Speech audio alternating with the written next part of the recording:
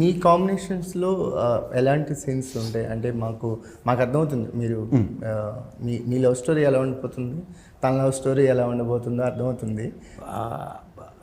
దీంట్లో ఏంటంటే చిన్న గిమ్మిక్ ఏంటంటే నా లవ్ స్టోరీ నాది ఆ అమ్మాయితో ఎలా ఉంటుందో తనకి నాతో అలాగే ఉంటుంది అనమాట. అదే ట్విస్ట్. అది ఏంటి, ఎలా మారుతా వెళ్తుంది, ఎలాంటి సిచ్యువేషన్స్ ఎంత హిలేరియస్గా వర్కౌట్ అవుతాయి, ఎందుకు ఇలాగే వెళ్తుంది అనేది అంతా కూడా మళ్ళీ స్క్రీన్ ప్లేలో భాగం. మళ్ళీ అదంతా సెకండ్ హాఫ్ అలా take. Like you're saying the whole script. Yeah. You're actually saying that. I'm debuting in Telugu the first time. I don't know how to tell how to. Okay. ఆవిడకి తర్వాత అర్థమవుతుంది మీరు వేసిన సరే కాదు. మీకు ఏంటి ఆల్ఫా మేల్తో ప్రాబ్లం ఏంటండి?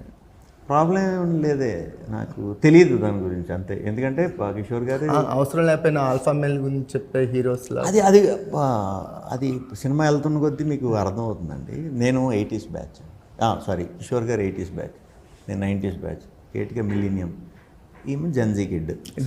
అదే జెన్సీయా అర్థమైంది, ఈ జనరేషన్. సో ఆ జనరేషన్ తాలూకు మాటలు ఏమంటారు వాటిని, వాళ్ళు చేసే శాస్ట్లు, వాళ్ళు తీసుకునే థింగ్స్, ఇవన్నీ కూడా దాన్ని రిప్రజెంట్ చేయడానికి మాకు ఇవానా.